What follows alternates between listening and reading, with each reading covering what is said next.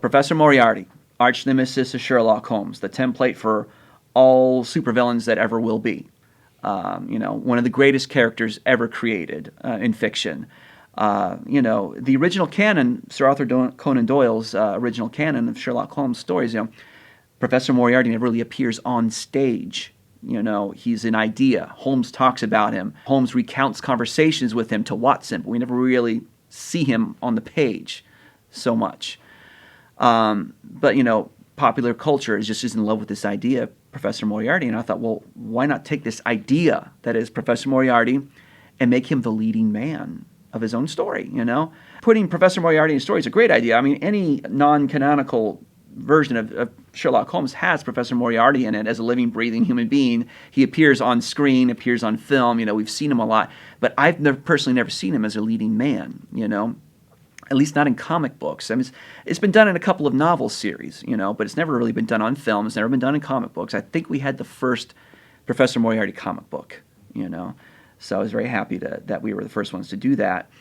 But in my story, Sherlock Holmes has been dead for 20 years, and Moriarty has achieved his ultimate victory and won, but his victory it's null, because he's lost his meaning in life. His meaning in life was his class with Sherlock Holmes. So once Sherlock is gone, Moriarty loses everything. He loses all meaning in life. And he loses his criminal empire and basically kind of becomes a street urchin. He's kind of a private eye working the streets of London. He works for different criminals. He helps them with blackmail schemes. He helps them find lost keys, petty things, But this is all he can do. He runs a shipping business on the side. He just becomes small time because he's lost ambition. But then, so 20 years goes by, and on the anniversary of Sherlock Holmes' death in 1914, World War I starts, hitting the streets, starts hitting headlines. People are panicking, waving signs around, the end is coming and all this.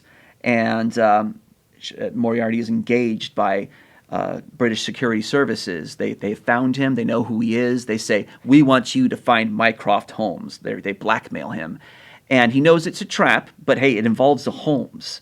So he's like, I'll see this through, see how this goes, But then it complicates and blows up in his face and just becomes this whole thing involving ninja assassins, a psychic box, crazy steampunk technology, and there's this other supervillain that threatens to surpass his legend. You can't let that happen, So he's got to come back and become the world's greatest criminal all over again. He comes to this decision that the world needs him to rule it again.